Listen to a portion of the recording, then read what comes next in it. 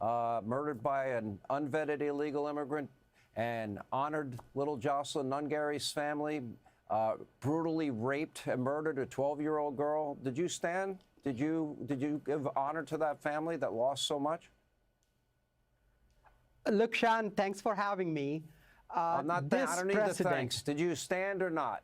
Did you stand to honor those families? I did not stand because the president. You sat on your ass. I was just sick of the president. So I want to be clear. I did not. You sat on your ass, and you wouldn't stand for families that lost children, a 12-year-old girl raped and murdered, and you couldn't stand for them because you were playing politics. Is that right? I want this audience to know. Look, I would not stand for this president. I would not stand for this president. He was lying. You weren't standing for them. You were standing for the families that lost little girls that were murdered by the illegal immigrants that you want to remain in the country. Is that true or false? Look, this president was using a tragedy. I'm not talking about it. Riley's death. What about those families? Have you ever picked up a phone? Because there are thousands of Americans that have been murdered and raped and victims of violent crime. Have you ever spoken to any? Have you ever called them to offer your condolences? Name one family. Name one family. Look, every immigrant, everyone must follow American laws. Have you ever picked up a phone and called a victim's family? Look, I talk to my constituents all the time. Not a hard question. Not hard. Yeah, I do. Have you ever picked up your phone and called them? Have you done that one time? Look, I talk with my constituents all the time. My constituents are being terrorized by ICE. Have you ever called an American family that has been a victim, murdered, raped, tortured by an illegal immigrant? Yes or no, Congressman? Did you ever call them? I am sure I have met people. I am sure I have met people. I'll take that as a no. All right. You actually said this, and, you know, I could talk to you all night about the dumb stuff you say.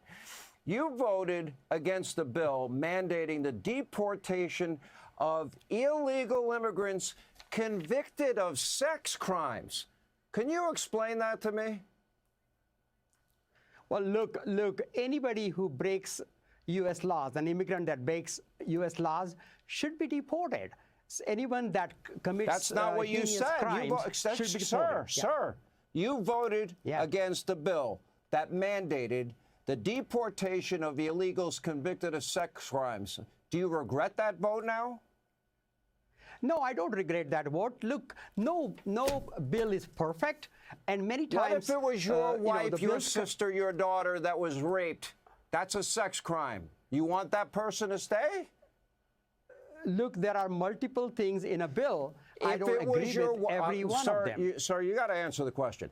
If your wife, your daughter, your girlfriend, mother was raped by an illegal immigrant, you voted against a bill that would deport these illegals convicted of sex crimes. You're perfectly fine if they stay in the country.